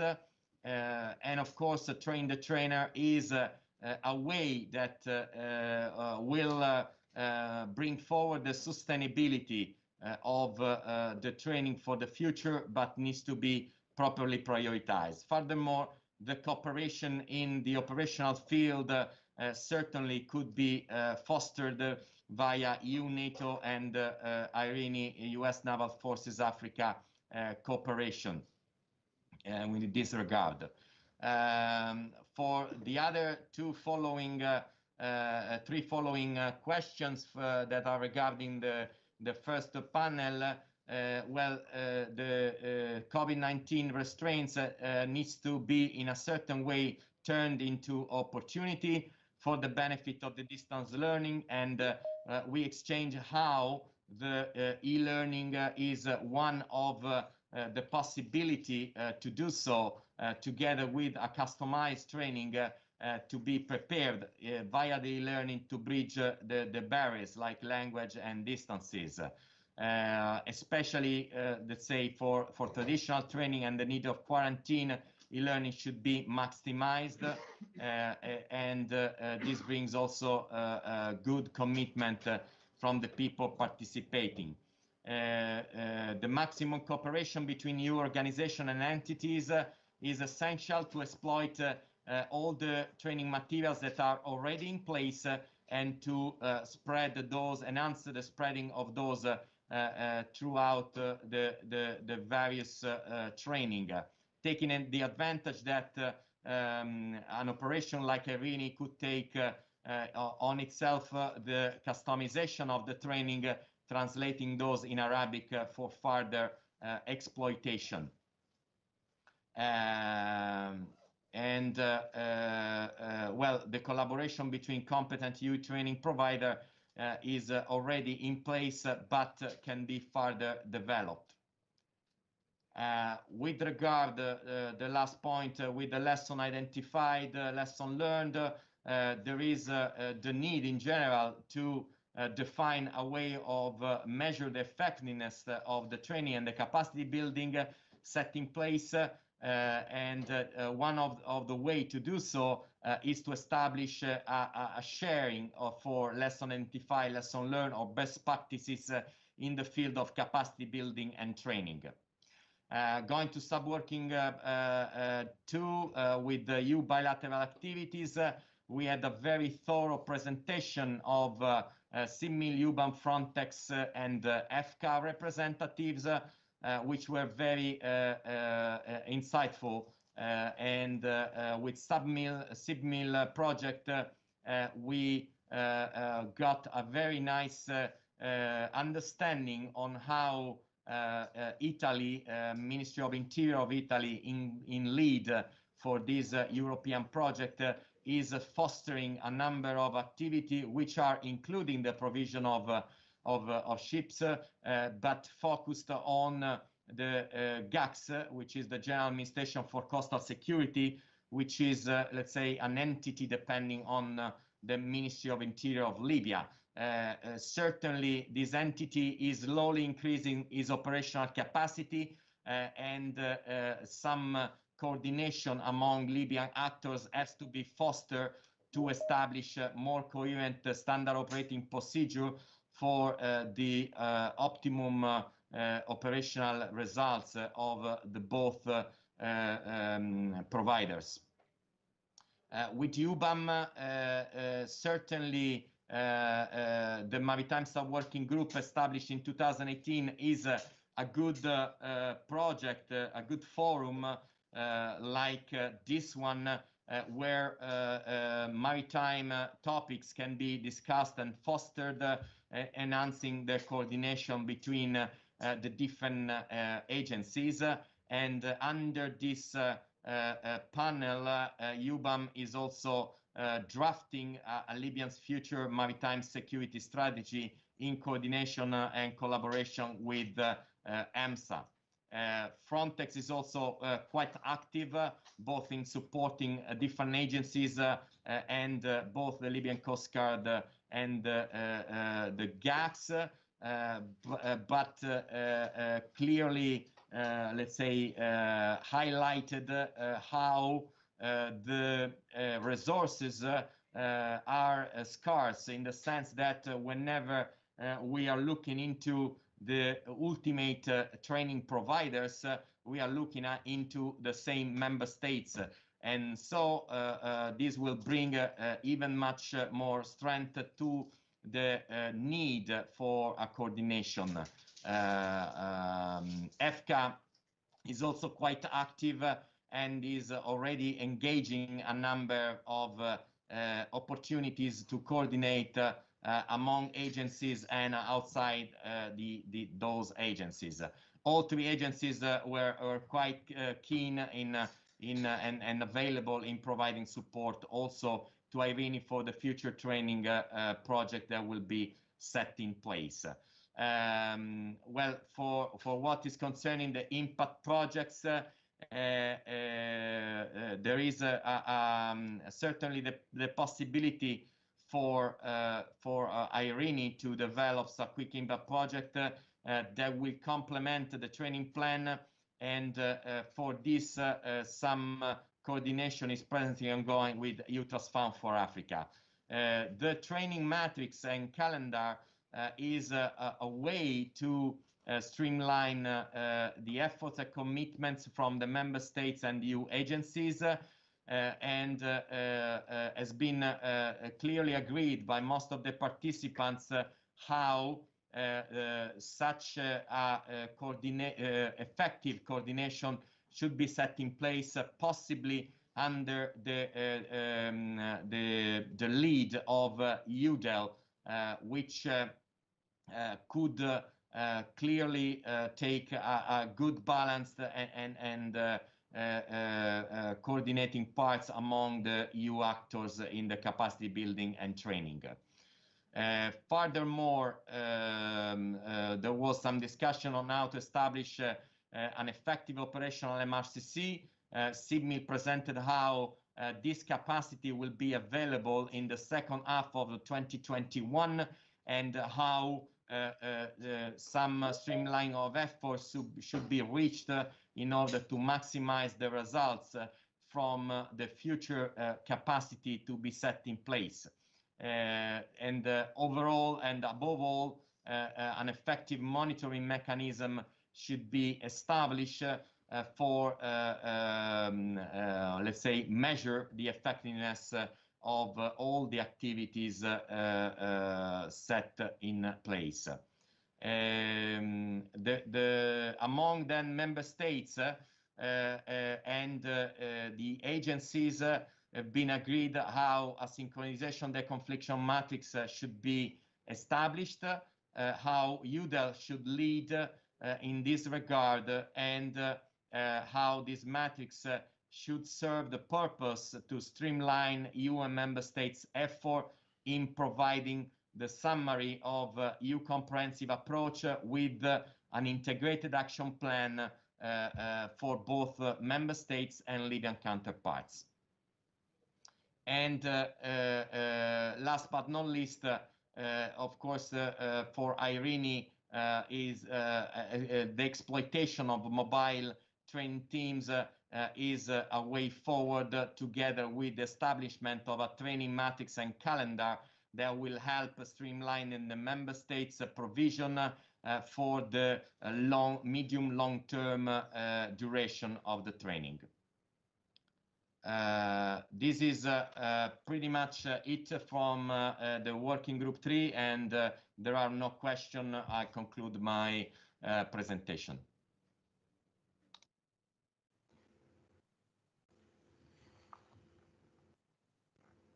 Thanks to Working Group 3. Sirs, ladies and gentlemen, we're approaching the end of SHADEMED Conference 2020. We've attended enlightening presentations by distinguished speakers of civilian and military organizations who have an interest in a safe and secure Mediterranean area. We tried our best to produce an interesting venue, albeit in distance mode. Please follow us on our website and social media to keep update about Operation UNAFOR Med IRINI. Stay safe in these special times. Take care and goodbye from my side. Rear Admiral Fabio Agostini, Operation Commander of Operation EUNAVFOR Med Irini, will now address his personal words. Admiral Agostini, please, the floor is yours. Thank you, Colonel Tolla, also for the leadership in conducting this event. Distinguished ladies and gentlemen, it is with a great pleasure that I would now propose some very brief concluding remarks for these two very intense days of discussion at the 2020 ShadeMed conference. I want to start by thanking for the excellent work done by the three working groups who did their utmost to exchange thoughts and improve mutual understanding between the various actors who took part. A number of good ideas have emerged, which I am committed to implement where possible and to propose to Brussels where necessary. Another thanks is for my staff here in the HQ. They all did an outstanding job to let this conference work even in this unusual way, preventing or solving in real time any technical or organization issue. In such time of forced social distancing, it has been a further challenge to bring forward this year's ShadeMed conference, as nothing can substitute interpersonal contacts. And yet, a remarkable number of selected participants have stayed online for 2 days to follow our programs and discussions. We have counted a total of 250 participants that have contributed, approximately from 30 nations and 50 organizations. Among them, very prestigious key speakers join us to provide enriching point of view that have animated to ensuing debates. A further encouragement comes from the way the European Union is addressing challenges in the Mediterranean, with Operation Irini being one with a toolbox within a toolbox of initiatives agreed upon at the Berlin conference regarding the conflict in Libya. For all the skeptics who would like to keep up expressing doubts about the capacity of the EU to produce concrete results, I believe that what we are all doing to give back peace to the Libyan people is now showing concrete results. Although, as Mrs. Williams said, you cannot solve a decade-long conflict in just a couple of weeks. As the High Representative, Mr. Borrell, said, Irini is a clear demonstration of the EU commitments to create a condition for a sustainable solution to the conflict in Libya and to bring back peace and stability in the region. Adding also that we have a responsibility to work together for the security and stability of the Mediterranean. Forums such as ShadeMed can bring added value here by creating a space to exchange views and best practice and coordinate our efforts. General Graziano has amply stressed the Operation Irini acts as a security provider with an impartial commitment to the region's stability. He added that Irini has achieved considerable results even during and despite the pandemic, providing its ability to go through crisis and discontinuity. Adding further to the context where Irini operates, Ambassador Sannino has rightly reminded us that the southern Mediterranean is a region where the EU has consistently invested over the last 10 years. This has been done taking account the proximity and the interdependencies between the two shores of the region. For this reason, we must improve the cooperation between the north and south flanks of the Mediterranean region in many areas that go from socio-economic to environmental issues. The Mediterranean has been a cradle of civilization for at very least 4,000 years and has been too many conflicts already. It is now time to address fragmentations and instabilities on its shores by enhancing cooperation as the fundamental means to face and solve divergences. The EU provides a positive example as, with the Union resulted from 63 years long cooperation of its people, has first and foremost managed to abolish war as a means to solve its differences. Accordingly, we are trying our best to propose similarly peaceful solution of cooperation to address issues in the Mediterranean and beyond. The contribution we have striven to provide through our ShadeMed conference this year is that indeed this can be done, and that solution accommodating all different interests can always be ultimately found if that cooperation truly works. As emerged today from today's speech, coordination and indeed cooperation among all actors involved in the Mediterranean is therefore paramount to achieve what we all want to achieve in the region: long-lasting security and stability, and consequently development and prosperity. Therefore, I hope that all the participants to this conference would conclude with me that with ShadeMed we have managed to provide a microcosm of cooperation through discussions, and that its proceeding leave us indeed with a little bit more positive thoughts and winsome on how to peacefully address the multiple challenges we are facing in our common Mediterranean Sea. My best wishes to each and every one of you from Operation Peace, that is EUNAVFOR Med Irini. Thank you very much for your attention and to have been here with us until now. See you next edition, hopefully in presence.